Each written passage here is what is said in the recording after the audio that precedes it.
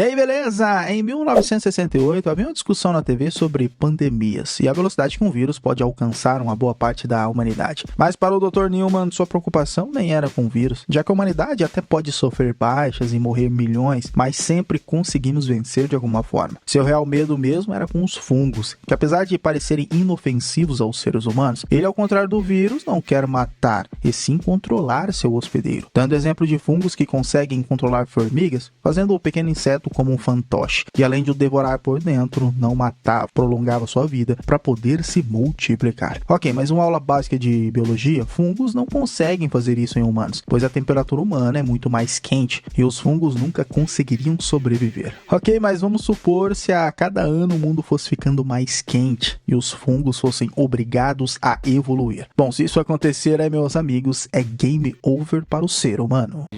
Vamos pular agora para 2003 em Austin, Texas, onde morava essa simpática garota chamada Sarah Miller, com seu pai Joel. Era a sexta-feira do seu aniversário, segundo ele, 36 anos. Ele trabalhava com seu irmão Tommy na construção civil e parece que bem hoje, no dia do seu aniversário, ele iria trabalhar até mais tarde, prometendo à sua filha que iria trazer um bolinho quando chegasse. Eles tinham um casal de velhinhos, o senhor e a senhora Sanders, que adorava quando Sarah os visitava. E como fazia tempo que ela não fazia isso, depois da escola iria passar lá para dar um oi. Ok, vida que segue. Na escola, Sarah já começou a perceber comportamentos estranhos das pessoas e na loja de consertos de relógio, a dona até mandou embora, pois tinha muita polícia na rua. Já na casa dos vizinhos que ela passou, a senhora Sanders também começou a demonstrar comportamentos esquisitos, mas Sarah nem percebeu. E naquela noite que Joel chegou, seu presente era o seu antigo relógio, que ele adorava. Mas as coisas se complicaram depois que seu irmão Tommy ligou, dizendo que estava preso por causa de uma briga em um bar. Mas nessa que ele saiu, tava uma confusão danada do lado de fora. E ouvindo barulhos dos vizinhos, Sarah encontrou o pior. A vovó tinha atacado o Sr. Sanders e matado a empregada. E para uma velhinha que nem andava, estava muito disposta. A sorte que Joel chegou a tempo e com uma chave inglesa deu um jeito na velhinha. Essa loucura aí tinha se espalhado por toda Austin e tudo estava tomado pelo exército. A preocupação de Sarah é se eles estavam doentes ou não. E a intenção de Joel era ir para o oeste o mais longe que pudesse em direção ao México. Mas ao passar pela cidade, todos estavam se atacando e o caos tinha tomado conta do local. E por mais que tentaram escapar da multidão, um avião acabou caindo e sofreram um acidente. Sarah e Joel ficaram separados de Tommy e como ela tinha torcido o tornozelo, ele teve que carregá-la. O terror mesmo era um zumbi atrás deles, mas foram salvos por um soldado, que na sequência, com ordens do seu superior, era para matar pai e filha, mesmo não estando contaminados. Ele atirou, claro, e Joel caiu. Seria o seu fim se seu irmão Tommy não tivesse salvo Joel. O problema é que Sarah foi ferida, levou vários tiros na barriga e nada ele pôde fazer, pois infelizmente Sarah acabou morrendo. 20 anos se passaram, o clima na Terra era mais quente e as cidades que sobreviveram, como Boston, construíram um enorme muro em volta da cidade. Aqueles que chegavam eram levados para fazer exames para ver se estavam contaminados, como esse garoto que o teste deu positivo para o fungos e consequentemente eram mortos e depois queimados. Joe estava em Boston e era ele que fazia esses trabalhos. Na verdade, pegava os piores serviços para poder sobreviver. E mesmo depois de 20 anos, a sociedade ainda estava tentando se organizar e também retroceder um pouco na forma de punir as pessoas, como essas que saíram da zona de quarentena foram condenados à morte segundo a nova Constituição de Regras e Normas Militares, conhecido agora como FEBRA. Porém, Joel tinha um esquema para ganhar dinheiro. Vendia comprimidos para dormir para os soldados e como eles não conseguiam fazer isso, era meio segredo e eles pagavam muito bem para poder dormir. O aviso daquele soldado aquela tarde era para Joel não ficar nas ruas, pois a FEBRA iria fazer uma operação contra a resistência, conhecido como os vagalumes, e era em posse dos vagalumes que essa garota estava. Ellen, no qual há dias a mantinham presa, fazendo teste e as mesmas perguntas. Já Joel tentava comunicação com seu irmão Tommy, que há dias também não tinha respostas. E preocupado, queria ir até a torre mais próxima fora da zona de quarentena para encontrá-lo. Porém, Joel tinha uma mulher, a Tess, que acabou perdendo um bem bastante precioso nesse mundo pós-apocalíptico, uma bateria de carro, e sem ela, Joel não conseguiria ir atrás do seu irmão. Mas, segundo Tess, quem roubou foi um tal de Robert, que morria de medo de Joey e seria fácil descobrir para quem ele vendeu. Já a rebelião era comandada por Marlene e parece que essa tal garota aí, a Ellen, que estava presa, fazia parte do plano da resistência para escaparem da zona de quarentena. Tinha um segredo sobre ela que animou a segunda no comando a continuarem o plano e ela tentava escapar da cela, mas Marlene a soltou dando à garota um canivete e contando o seu segredo e por que ele era tão importante para a resistência. Já Tess, junto com Joe, estavam atrás desse tal Robert para acharem sua bateria. E nos túneis onde passaram, acharam um corpo e o que a infecção por fungos faziam com os humanos. Mas no corredor que entraram era justamente do prédio dos vagalumes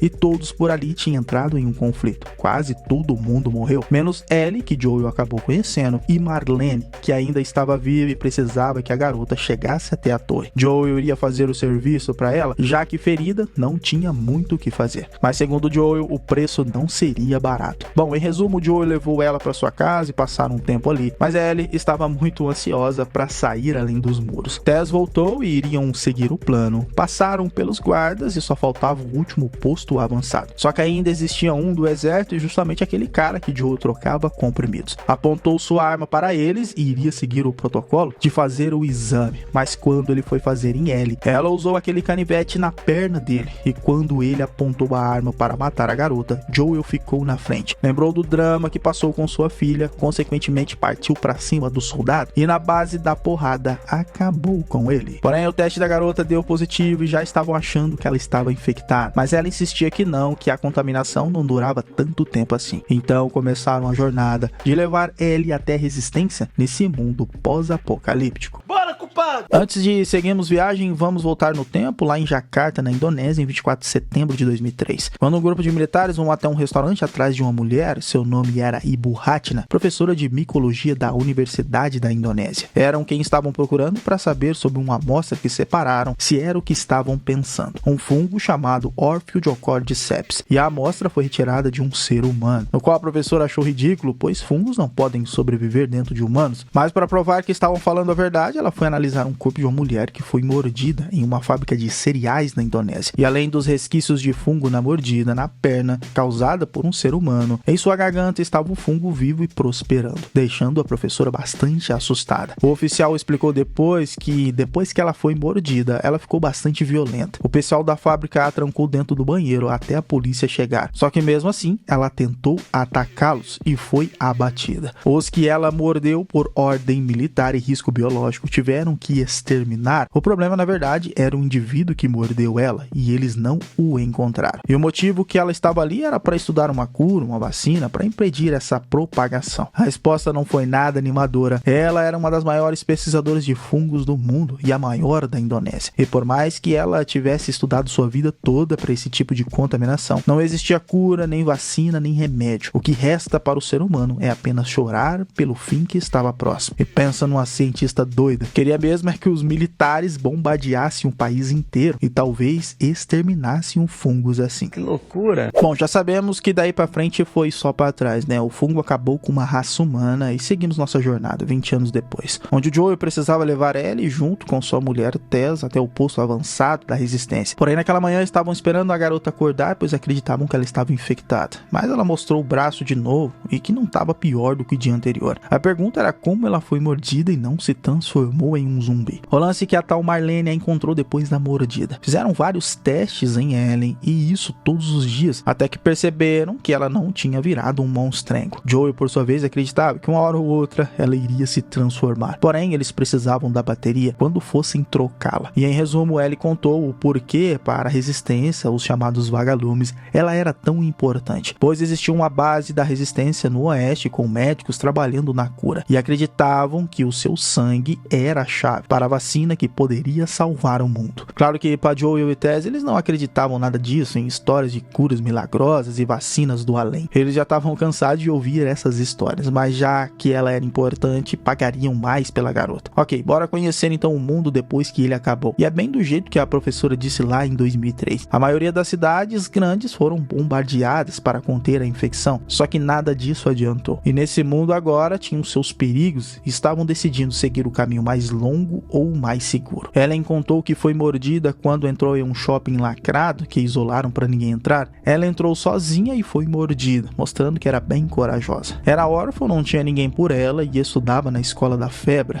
A princípio, uma garota bem normal. Ok, seguindo viagem, passaria por um hotel alagado e até então estava bem tranquilo por ali. Para saírem do hotel, tinham apenas uma passagem, Tess foi na frente e foi um momento que Joel e Ellie começaram a conversar. A garota era cheia de piadinhas e Joel sem muita paciência, porém nessa conversa ela descobriu quanto tempo os infectados vivem. Podem variar de meses, anos e até décadas. O difícil mesmo era matá-los, sabendo que já foram humanos. E em falar em criatura, Tess mostrou como estava o caminho que iriam passar, cheio de infectados, bem mais do que a última vez que passaram por ali. E um detalhe sobre eles, que eles estão conectados, já que o fungo cresce por debaixo da terra. E se o Cordyceps descobrir sua localização, ele vai atrás de você e sabe exatamente como pegá-lo. Então o jeito era seguir o caminho mais perigoso e bem-vindo ao fim do mundo, né? E dentro do museu a chance de encontrar um Cordyceps era muito grande, então o lance era muita cautela. Ele achou um corpo e parece que ele estava morto e não infectado, e dali pra frente era silêncio total. E andando por escadas cheias de fungo, chegaram a uma sala do museu que estava desabando sozinho. O problema era fazer barulho, né? Atraía o Cordyceps, e com sons bem característicos dos infectados, um se aproximou. E segundo Joel, eles não enxergavam, apenas ouviam, só que esse aí ouviu eles muito bem, e o cabeça de couve se revelou. Sai de mim! Joel ficou lutando com ele enquanto Tess e Ellie escapavam. Só que mais um infectado estava por ali e Joey, por sua vez, tentava distrair o cabeça de couve. E rapaz, que drama, hein? Joey viu ela e queria tirá-la dali andando agachados e sem fazer barulho. O problema é que isso nunca dá certo. Pisou em um caco de vidro e a coisa ficou feia. O cabeça de couve pulou em cima de Ellie, até que finalmente Joey tirou ele de cima. Finalizou com um revólver e, claro, tinha o outro, mas Tess furou o seu ouvido. Joey derrubou ele na metralhadora e pelo jeito acabaram com os dois. E olha, eu achei bem complicado matar zumbi nesse mundo aí, e pra piorar de novo, Ellie foi mordida. Mas como ela era imune, não tinha problema. Ao sair do museu, Joe ainda duvidava que a garota iria sobreviver. Tess estava achando ele um babaca, por não acreditar dessa vez que talvez tinha achado realmente algo importante pra se preocupar, e era pra pensar um pouco mais positivo. E pelo menos foi o começo, onde Joe e Ellie começaram a se entender. Mas bora continuar a missão nesse mundo aí pós-apocalíptico, até que chegaram à base dos vagalumes. O problema é que só acharam soldados mortos, seguindo de um caminhão vazio. E quando entraram na base da resistência, todos ali estavam mortos. Tess se desesperou, já que não tinham pagamentos e muito menos bateria. Nem o rádio funcionava e parece o que rolou ali, um deles foi mordido e começaram a se atacar. Tess então procura no mapa o caminho que poderiam levar Ellie, só que para Joel tinha acabado, não tinham muito o que fazer ali e o lance era voltar para Boston. E até que rolou uma discussão entre os dois. Mas nesse momento Ellie desconfiou que Tess estava contaminada e realmente era verdade. Tess revelou a mordida no seu pescoço e não tinha mais volta. Já Ellie, no qual mostrou a mordida que a garota levou, não tinha nada,